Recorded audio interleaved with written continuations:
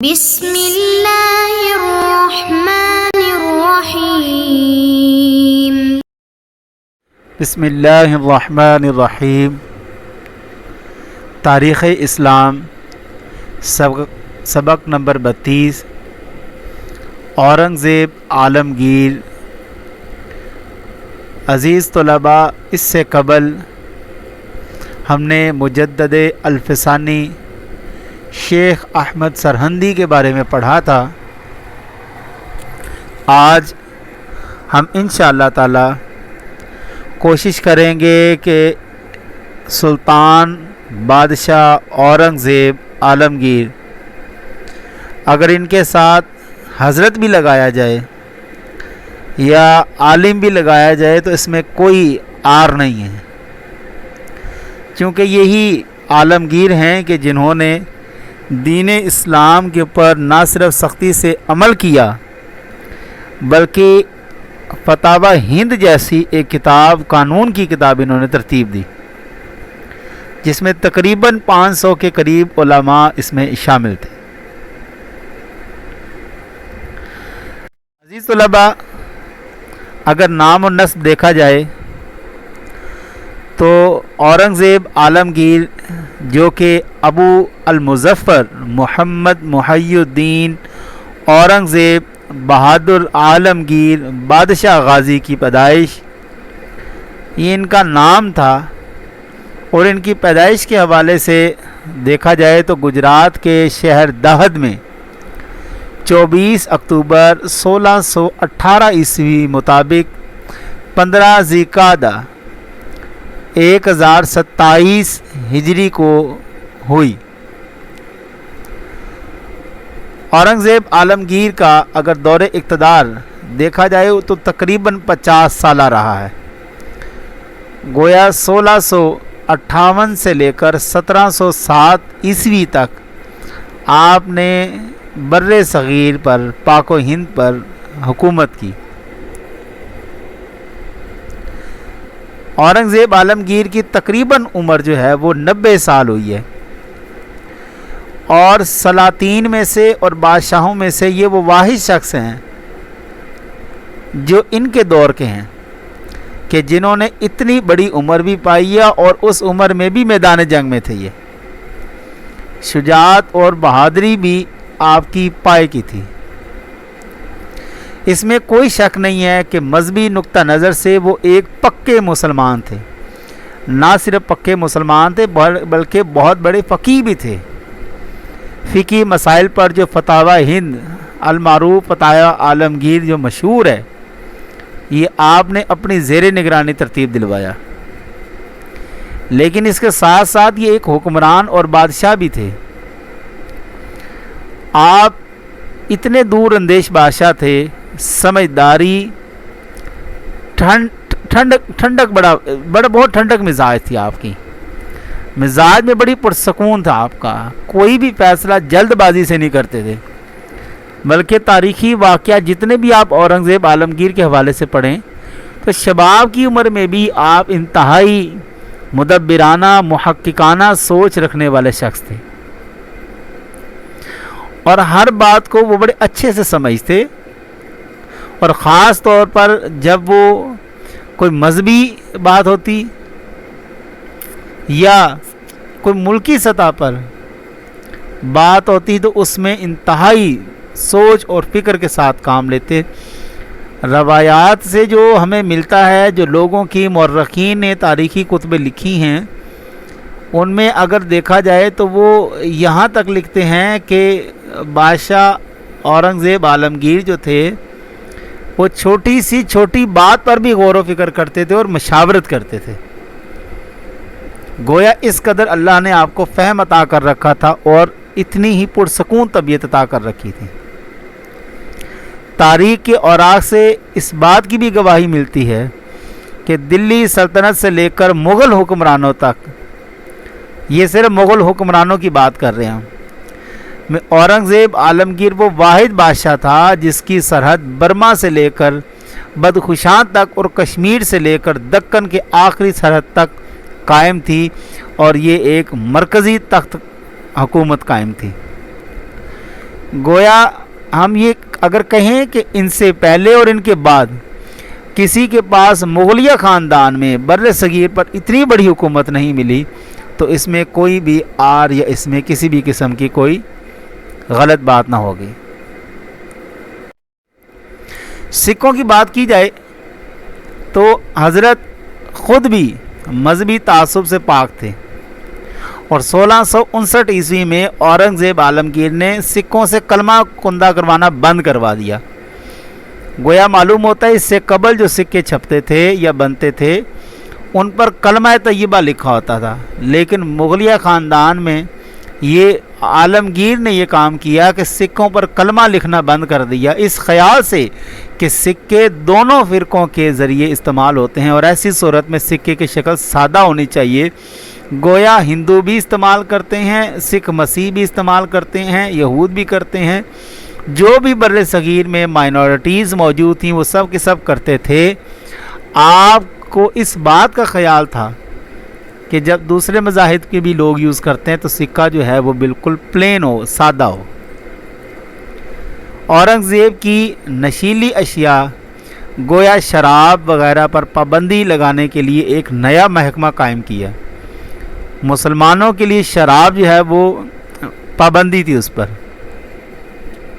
بیچنے پر بھی پینے پر بھی، اور اگر ایسا کوئی مل جاتا جس طرح کہ ایک واقعہ ملتا ہے کہ ان کا ایک افسر پکڑا گیا، اس کو باقاعدہ کوڑوں کے ذریعے سزا دی گئی، اور یہ شراب صرف مسلمانوں کے لیے پابندی تھی، لیکن جو دیگر مذاہب کے تھے جس طرح کہ یورپین انگریز تھے یا جو دوسرے یہود مسیح وغیرہ جو شراب پیتے ہیں، صرف یورپ کے لوگوں کو شراب پینے کی اجازت تھی، اور وہ بھی شہر سے 20 تا 25 میل دور۔ بھانگ کی کھیتی اور اس کے فروخت کرنا اور کھلے طور پر اس کے استعمال کرنے پر بھی پابندی لگائے گی۔ گویا آپ دیکھیں تاریخ میں کبھی کبھی مغلوں کو انتہائی ظالمانہ قسم کا، فساقانہ قسم کا دکھایا جاتا ہے، تو معلوم ہوتا ہے کہ یہ جو تاریخ مسخ کی ہے لوگوں نے اپنے تئیں بنائی ہے وہ سب جھوٹ اور من گھڑت ہے۔ حقیقت یہ ہے کہ مغلیہ خاندان نے جو بر صغیر کا خطہ خوبصورت اور حسین بنا رکھا تھا، اس کی مثال آج بھی ہمیں بڑے بڑے باغات سے، وہ شالیمار باغ ہو، وہ مغل پورہ ہو، اسی طرح کے بڑے بڑے باغات اور محلات سے معلوم ہوتا ہے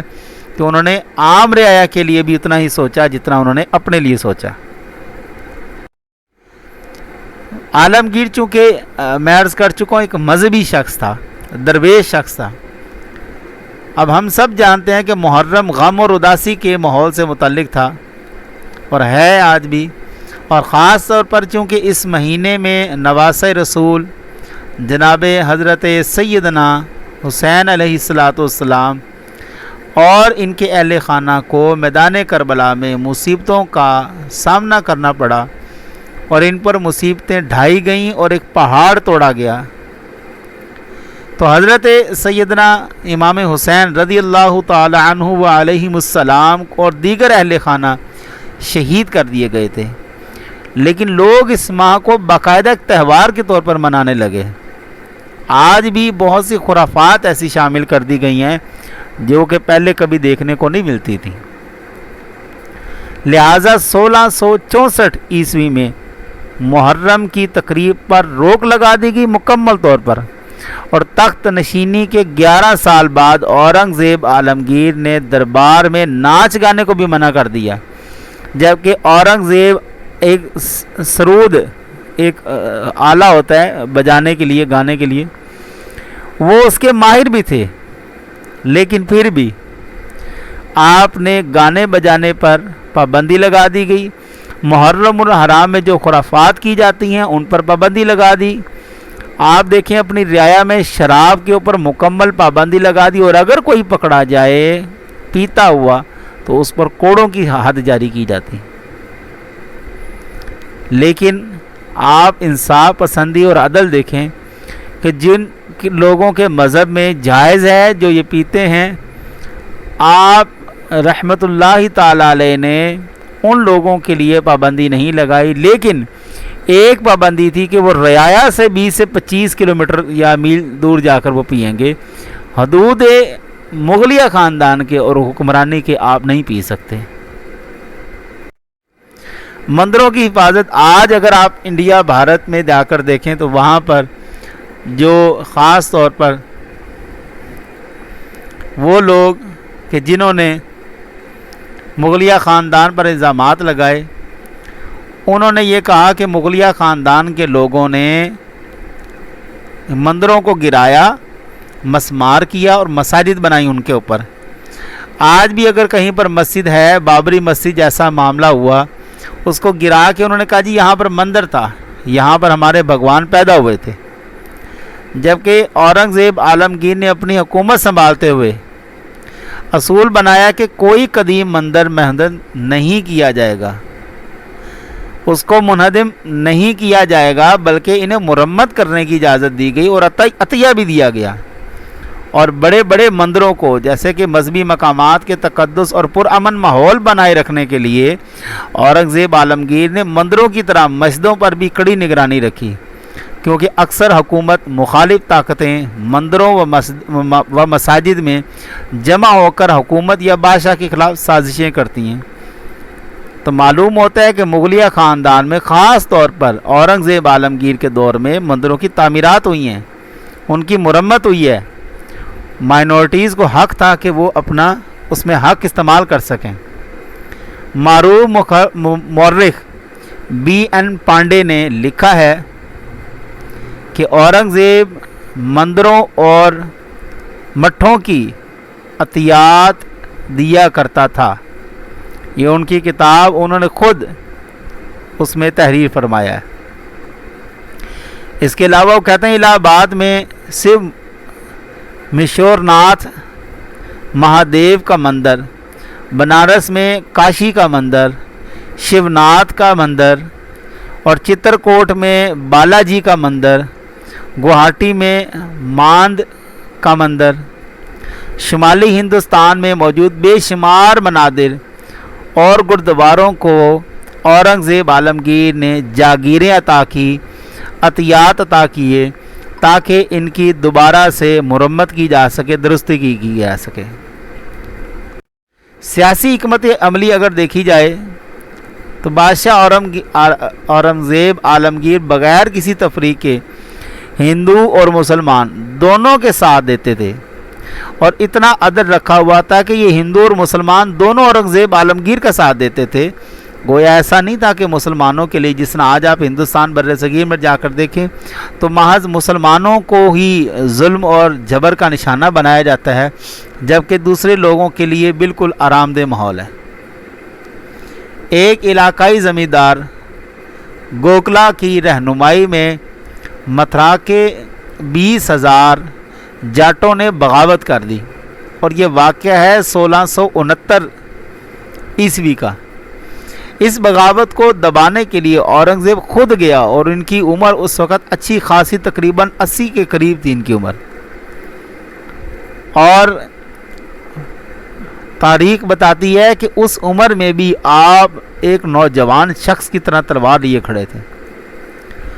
تو اورنگزیب عالمگیر نے اس بغاوت کو دبانے کے لیے خود گئے اور گوکلا کو سزائے موت ملی. اس طرح 1672 میں نارنول کے نزدیک کسان اور مغل افسران کے درمیان ایک جنگ چھڑی، جس کا قائد باغی ستنامی نام کے ایک مذہبی تنظیم کا صدر تھا.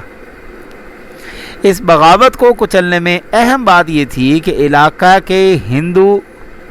زمینداروں نے مغلوں کا ساتھ دیا، جس کی وجہ سے یہ بغاوت کچلی گئی. یہ بات واضح ہوتی ہے کہ اگر مغل خاندان کا، خاص طور پر عالمگیر کا اگر رویہ اچھا نہ ہوتا، عادلانہ اور منصفانہ نہ ہوتا، تو یہ کیوں کر ممکن ہے، اور یہ کیسے ممکن ہے کہ ہندو زمیندار اور سکھ لوگ اس کا ساتھ دیں، اور ساتھ دینے کے بعد ایک ہندو کے خلاف جنگ لڑیں. وہ اگر رہن سہن کے حوالے سے دیکھا جائے تو دوسرے شہزادوں کی رہن سہن کے بادشاہ عالمگیر انتہائی سخت خلاف تھا. جیسے کہ میں شروع میں عرض کر چکا ہوں کہ عالمگیر ایک عالم دین بھی تھے اور مطالعہ کتب کا شوق بھی رکھتے تھے، اور روایات میں ملتا ہے، تاریخ میں ملتا ہے کہ آپ کافی باریکی سے سوچنے کی عادت اور سنجیدگی پسند تھے، اور ساتھ ہی ساتھ اللہ نے آپ کو مختلف زبانوں پر ملکہ بھی عطا کر رکھا تھا، جس میں فارسی، ترکی، ہندی، یہ کچھ ایسی زبانیں تھیں جو آپ بہت ہی اچھے انداز سے بول دیا کرتے تھے، اور اسی وجہ سے آپ نے اسلامی قوانین کا ایک بہت بڑا ذخیرہ، جسے فتاوی ہندیہ المشہور و معروف فتاوی عالمگیری ہندوستان میں آپ نے تیار کروایا۔ اورنگزیب کے اخلاق اتنے اچھے تھے کہ اس کے سبب وہ شہزادہ تھا، اس نے اپنے والد کے شاہی دربار میں موجود اعلیٰ ترین عہدیداروں و منصبداروں کو اپنا دوست بنا لیا تھا، جس سے آگے چل کے عالمگیر کو بہت فائدہ ہوا۔ رعایا نے اسے شاہی پوشاک میں ایک درویش کا لقب دے رکھا تھا، اور یہ لقب محض مسلمانوں کی جانب سے نہیں بلکہ ہندوؤں کی جانب سے بھی تھا۔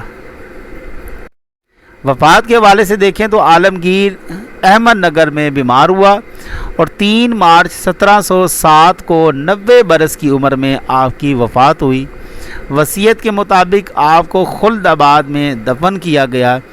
آپ بڑے متقی، پرہیزگار، مدبر اور اعلیٰ درجے کے منتظم تھے۔ خزانے سے ذاتی طور پر کبھی بھی خرچ وصول نہیں کیا،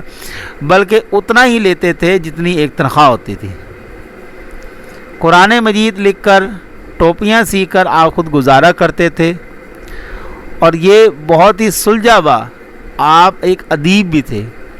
ان کے خطوط رکعات عالمگیر کے نام سے مرتب ہوئے اور آج مشہور بھی ہیں۔ آپ کے 5 بیٹے، جس میں بہادر شاہ اول، سلیمان، محمد اکبر، محمد اعظم شاہ، کام بخش اور محمد سلطان، جبکہ آپ کی 5 بیٹیاں، جس میں زیب النساء، زینت النساء، مہر النساء، بدر النساء اور زبدۃ النساء، یہ آپ کے پیچھے وارث تھے۔ اس میں ایک بڑی مشہور شاعرہ ہوئی ہیں جن کا نام زیب النساء مخفی ان کی دختر تھی۔ آپ کا جو بڑا بیٹا تھا بہادر شاہ اول، باپ کی سلطنت کا وارث بنا۔ خلاصے سے یہ معلوم ہوتا ہے کہ بادشاہت کرنا بہت مشکل ہے، چونکہ اس میں دولت شہرت دونوں وافر مقدار میں ہوتی ہیں، جس سے ایمان بہت ہی زیادہ خطرے میں پڑ جاتا ہے۔ لیکن اللہ تعالیٰ نے اورنگزیب عالمگیر کو ایسا شاہانہ لباس دیا، اور اس نے اس کو اتنا ہی فقیرانہ بنا کر رکھا۔